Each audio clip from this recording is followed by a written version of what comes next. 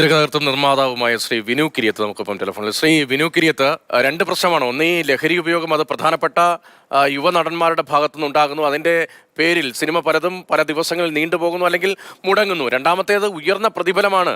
ആ പ്രതിഫലം കിട്ടിയാലേ അഭിനയിക്കൂ. അവർ പറയുന്ന തരത്തിൽ സിനിമയുടെ ഷോട്ടുകളടക്കം നിശ്ചയിക്കണം. ഈ പിടിവാശിയൊക്കെ എത്ര നാൾ ഇങ്ങനെ അനുവദിച്ചു കൊടുക്കാൻ കഴിയും? ഇത് പിടിവാശിക്ക് അവരെ ഇതുവരെ സഹായിച്ചവര് ഈ പറയുന്ന കുറെ അധികം നിർമ്മാതാക്കൾ തന്നെയാണ്. നമ്മൾ അവരെ പറയുമ്പോൾ ഒന്ന് ആലോചിക്കുക, ഏത് മേഖലയിലുണ്ട് എന്റെ ശമ്പളം ഞാൻ തീരുമാനിക്കുമെന്നൊരു തൊഴിലാളി പറയുന്നത്? മുതലാളി തീരുമാനിക്കണം, നിനക്ക് ഞാൻ ഇത്രയ്ക്ക് ശമ്പളം തരും, നീ വരുമോ? വന്നില്ലെങ്കിൽ അടുത്ത ആളെ നോക്കുക. എനിക്ക് 1 കോടി വേണം, 2 കോടി വേണം എന്ന് പറയുമ്പോഴത്തേക്കും അസോസിയേഷൻ അറിയണ്ട, ഞാൻ സൈഡിൽ കൂടെ തരാമെന്ന് പറയുന്ന നിർമ്മാതാക്കൾ വന്നിടത്തോളം ആണ് ഈ സിനിമ നശിച്ചത്. നോക്കൂ, സുരേഷ് കുമാറും രഞ്ജിത്തും ഒക്കെ ഈ ഫീൽഡിൽ വന്നിട്ട് വർഷങ്ങളായി. അവരിത്രയും വേദനിച്ച് പറയണം എന്നുണ്ടെങ്കിൽ ഇവിടെ നേടിയ നിർമ്മാതാക്കൾ വളരെ കുറവാണെന്നുള്ളത് അവർക്ക് മാത്രമേ അറിയാവുള്ളൂ.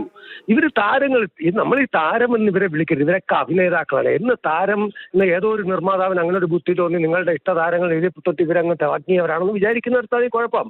സാധാരണ മരിച്ചു കഴിയുമ്പോഴാണ് നക്ഷത്രങ്ങളാവുന്നതെന്നാണ് ഞാൻ വിശ്വസിക്കുന്നത്. ഒന്ന്, നസീർ സാറും സത്യൻ മാഷും മധു സാറും എല്ലാം അഭിനയിച്ച ഒരു നാട്ടിലാണ് നമ്മൾ. ശ്രീനാഥ് ബാസി, അടൂർ ബാസി എന്നൊരു നടനെ കുറിച്ചൊക്കെ ആദ്യം പഠിക്കട്ടെ, എങ്ങനെയാണ് ഇൻഡസ്ട്രിയിൽ നിന്നെന്ന്, എത്ര കൊല്ലം നിന്നുവെന്നും. ഈ ഡ്രഗ്സ് എന്ന് പറയുന്നത്, ഇത് ഞാൻ മറ്റേ കാരവാൻ സംസ്കാരം എന്ന സിനിമയിൽ വന്ന അന്ന് മലയാള സിനിമ നശിച്ചു. നിർമ്മാതാവ് ഒരു സംവിധായകൻ ചേർന്ന് ഒരു നടനെ ഫിക്സ് ചെയ്ത് കഴിഞ്ഞാൽ ആ 40 ദിവസം അല്ലെ 50 ദിവസത്തെ ഡേറ്റ് എന്ന് പറയുന്നത് അയാളെ വാടകയ്ക്ക് എടുത്തിരിക്കുകയാണ്. അതിനുള്ള പ്രതിഫലമാണ് കൊടുക്കുന്നത്. ബ്രേക്ക് സമയത്ത് മാത്രം കാരവാനിൽ പോയിരിക്കാനുള്ള അനുവാദം കൊടുക്കുക. ആ കാരവാന്റെ ഡ്രൈവറും ഡീസലും ബാറ്റയും ഒന്നും നിർമ്മാതാവ് കൊടുക്കാതിരിക്കുക. ഇങ്ങനെയൊക്കെ ഇനിയെങ്കിലും കുറച്ച് സ്ട്രിക്റ്റ് ആയിട്ടൊക്കെ കാര്യങ്ങൾ ചെയ്താൽ സിനിമ ഇൻഡസ്ട്രി മുന്നോട്ട് പോകും. ഇവരാരും മസ്റ്റല്ല എന്ന് നിർമ്മാതാക്കൾ ചിന്തിക്കുക. ശരി, ഏതായാലും വളരെ പ്രധാനപ്പെട്ട ഒരു ഘട്ടത്തിലേക്ക് എത്തിയിരിക്കുകയാണ് നിർമ്മാതാക്കളടക്കം. കർശനമായ നിലപാടിലേക്ക് അവർ എത്തുന്നു. നന്ദി, ഇത്രയും കാര്യങ്ങൾ വിശദീകരിച്ചതിന്.